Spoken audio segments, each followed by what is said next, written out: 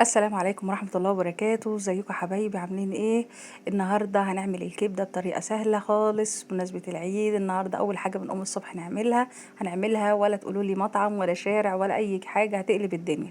كبده عادي متنضفه ومتنبله في ليمون وخل وحته دقه توم. خلاص بالشكل ده. وهجيب الطاسه بتاعتي يكون عليها زيت سخن، وهنزل عليها بالشكل ده اديها الصدمه، علشان خاطر لا تخر ميه ولا دم ولا اي حاجه من الحاجات دي كلها، لان الكبده تبقى كلها اصلا عباره عن دم وتجمعات دمويه وكده. خلاص كده اديتها الصدمه، هتسد المسام بتاعتها وتتقفل معايا وتبقى تمام التمام، متبله في الخل بتاعي والليمون ودقه الثوم. خلاص كده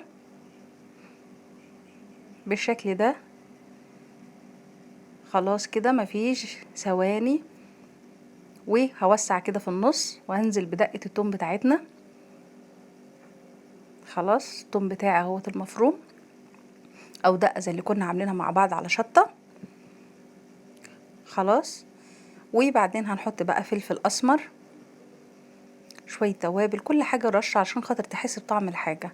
انا لا بقول معلقه ولا نص ولا اي حاجه يا جماعه، انا بقول لكم رشات. رشه كاري، رشه توابل لحمه لو حابه، شويه كزبره ناشفه وحاجات بسيطه خالص.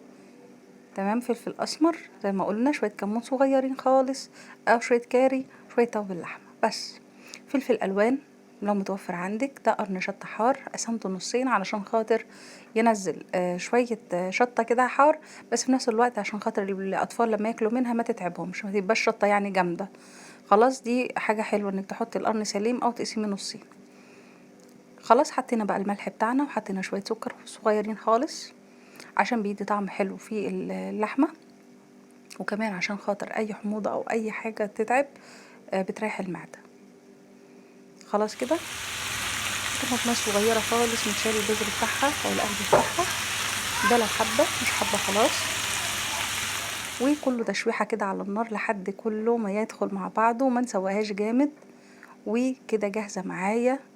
ولا تقولي لي بقى مطعم ولا تقولي لي عربية في الشارع، ريحة تحفة وطعم ملوش حل. وبألف هنا وبألف شفا يا رب. كل سنة وانتم طيبين، وإن شاء الله انتظرونا في حلقة جديدة، والسلام عليكم ورحمة الله وبركاته.